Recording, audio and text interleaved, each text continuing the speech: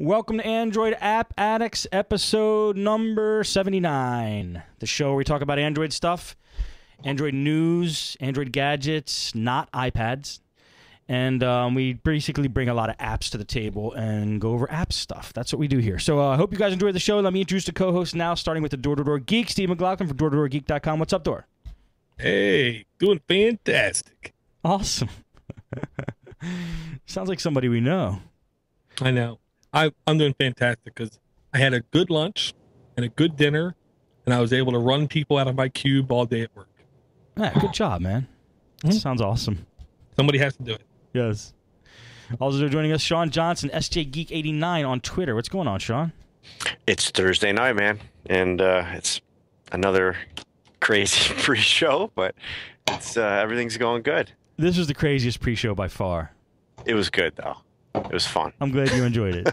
I know you didn't. I'm still sweating. Also joining us this week, special guest, Ellis Owens. Ellis Clark Kent Owens. Some of you might know him as. From Droid Nation. What's going on, Ellis? I'm glad to be here. That was the most craziest show ever. Thanks for joining us, man. Phone number that I called the wrong guy. Yeah, awesome. we tried everything to get Ellis's voice coming in, and we actually ended up dialing. He actually ended up dialing the wrong cell phone number. And what did you talk to somebody? I talked to some man. He was some foreigner. Oh man, it was great. He's like, "Who's this? I don't know you. Who's called me? Hello, hello." And you're like, "That doesn't sound like Steve."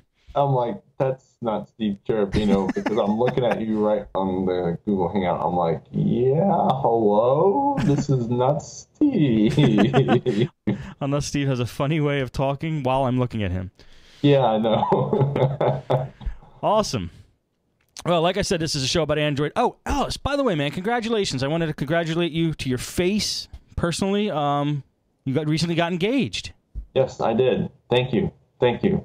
I could say congratulations to you because I know that some people say you are my father. Thanks, Dad. you have my blessing. Yes. When is the wedding? It's going to be in December. Awesome. So, yes. Hopefully Santa will be there too. So that would be pretty cool. Well, enjoy that. Yeah, Door can play Santa. That's what I'm planning on. He's got the white beard. You know, he can grow his neck beard out by then. So. I think he can. I think he'll take on that challenge. All right, why don't we start with Door this week to go over some apps. What do you got for us, Door? Okay, the first app, I've got to get it out there. This app is for Sean. I love you, brother. Once that battery hits 79 and beads of sweat start to protrude from your forehead and your charger is nowhere to be found, I have a solution for you. It's an app called Shake to Charge Battery. Okay, it's in the Android market. Nowhere does it say it's for entertainment purposes only or nothing like that. And it has a link to Wikipedia, Kinetic Energy, where they're basically trying to say it's going to charge your phone. Then at the very last line, of course, this application is not charging your phone. It's for fun purposes only. But at least it can give you the satisfaction of releasing that pressure, releasing that aggravation into shaking your phone to make you believe I'm charging it. Because as you shake it, there's a little meter that comes up and says charging, charging, charging. Nice. See, now that's one of those things that you gotta be careful what position you're in and where people are. Yes. Because it may look like you're doing something else.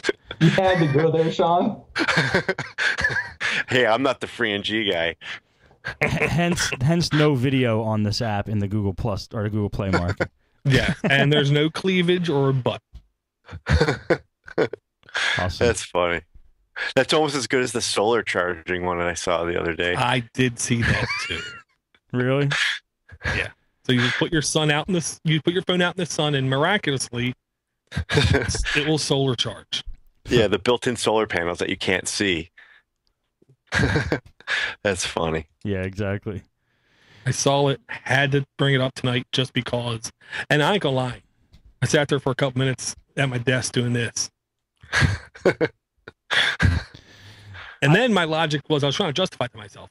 Well, it went down 1% because I have so many apps running, and the screen was running too. So it's really hard to keep up with that amount of drainage. And then I read the last line of the app. Here's the thing. These apps, the first thing I go to when we look at these apps is the user reviews, because I want to see how many people really get honestly upset that this thing didn't work for them. And of course, there's people. This guy says, Mayhem, on April 11, 2012, he's got a Samsung Galaxy S with version 1.2. He says, this app is fantastic. Not. Well, I got the app, checked my battery, which is at 24%, shook it for about half an hour, checked my battery again. Instead of increasing it, it decreased my battery by 5%. From 24, it went down to 19. Apart from that, this app is fantastic. I'm being sarcastic. I guess this app didn't work for me. It's a waste of time. Genius. What is wrong? Like, did you read Jennifer? It's like, this is dumb. Does not work. Trust me, I tried. I have a Droid Razor 2, so my battery does die quick. Would be nice if it really worked. Tried twice. It drained my battery 10% in 1 minute. I love those reviews. That's the best part by far. That's great. Good app, Door. Sean, why don't you go next? Okay, this one actually is for you, Steve. I saw this the other day. I tried it out. You were talking before. You wanted some kind of widget or something where you could adjust your volume, but you want to adjust just the media volume. Was that correct? Or yeah, when you're typing everything, yeah. This slider widget, volume and more. I put the link in the chat. All right, let me pull this baby up. This sounds good. And I did test it. And it does do the ringer, and it does the media separately. All right, let's check. And I'm going to be honest, as far as the other widgets, I mean, everything seemed to work. The brightness, where you adjust the brightness, your volume, your this one looks great. It worked, dude. I mean, it looks great too. I mean, it's got a really smart interface. You click the button at the top, and it pulls down the slider at the bottom. I like that. Yeah, you just tap it real quick and it comes right up. Right, just right. Slide around. And which one's media volume? The one with the note? Yep. All right, I'm installing it. You're the man. You're the man. I like it. Yeah, that's very useful. Yes. Not everything actually has that, so I would agree with that. Yeah, I'm into this because the one I did have that I talked about on the show broke. Doesn't work anymore. So awesome, Sean. Thank you. Well, I hope it works. I feel like it's Christmas time for me. Ellis, what do you got for us this week? Okay, this week I got an app that actually I've used before, and if you're probably a non-rooted user, you're probably going to really like this app. I found this app to be quite useful, and I actually use it even on a rooted device. There's actually some nice things for rooted users even. It is called Widgetsoid, and I use the 2X version because it's got more features. And what it does, it allows you to make customizable widgets. You're like, well, I've seen these before. You can make your own widgets for Bluetooth, Wi-Fi, 4G, brightness, sound. Sorry, Sean, to take auto sync, but it does more. This one allows for stuff like flashlight. If you're rooted, you have different things to like shut down, bootloader, recovery. It will give you stuff on temperature of your battery, phone memory, SD card. It has Tasker plugins. You can do direct shortcuts to app. And it allows you to have the feature of instead of have the widgets be on the home screen, you can put them in your notification bar. And I found that to be really useful. A lot of ROMs now, I just disabled the little notification bar, the notifications that come along with it that, for quick notifications to turn your Bluetooth and stuff. And I just use this because then that way I can launch things. It's more custom. It has more customization than what I find. And to be quite honest, there's stuff in here that I think is more useful. I use Tasker quite a bit, and I don't see stuff that caters to it in most ROMs. And so I thought, this is great. Temperature. I don't see a ROM that actually puts it, that allows me to have it in the notification bar. And it's basically a widget. I also have one of these little widgets on my lock screen of Widget Locker, which got a beautiful update today if you're a Widget Locker user. And I just think it's a really good, useful tool. My girlfriend actually uses this. She's on a stock Galaxy Nexus, and she likes it because, she runs stock. But, this way she has notification. She has a little notification or a widget bar in her notification bar. And, you see that a lot on custom ROMs. I think Cygemod is really the ones that, put this out here. So, this is kind of cool. So if you're running or, you have someone that's running stock and they want some a little bit extra customization, it's free and it's easy and it's great. And you can customize all sorts of things with this: colors, battery, the way you hit the buttons and, backgrounds. It's got a lot of options to it. Yeah, it definitely looks highly customizable.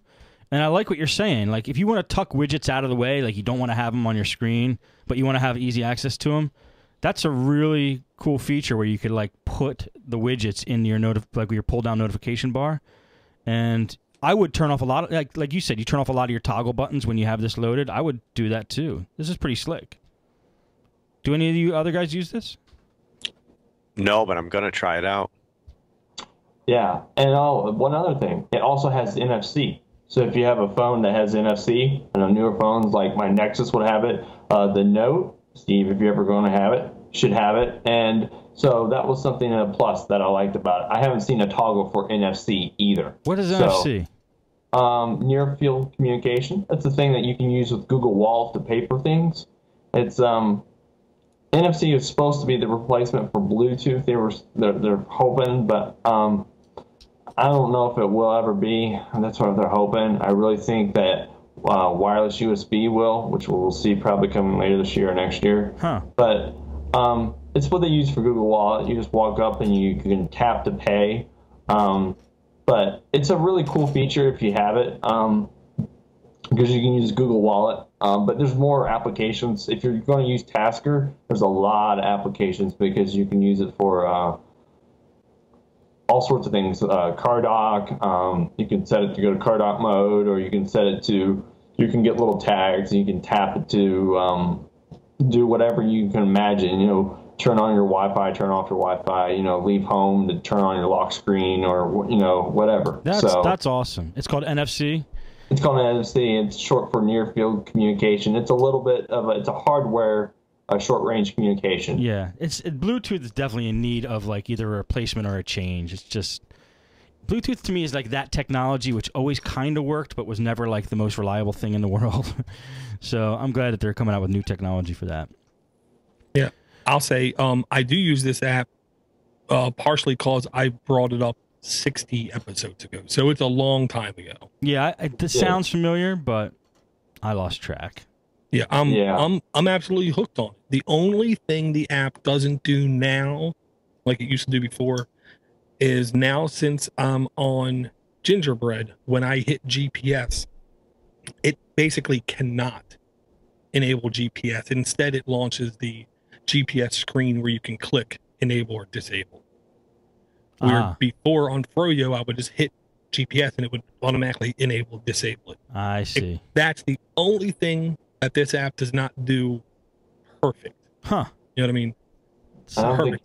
And the customization ability thing, whatever. It's insane because what I really like is I have even desktops with home screens that have 7 columns wide. And I literally have the ability to go kind of insane with stacking the numbers of shortcuts on it. Jeez. But my finger still very easily is able to click and do what I need to do. It does? It is? Oh, I've never not hit the right button. Huh. Now with Multicon, once in a while I hit the wrong app. Do you use Multicon like all minimized? Like you use that like? No, I haven't used Multicon for a while because Josh Knucklehead Tech introduced me to VTL Launcher, I think it's called, where I have on the left, the right, and the bottom little scrollable micro icons. So that fulfills my need to plaster apps with direct access on my home screen. Right.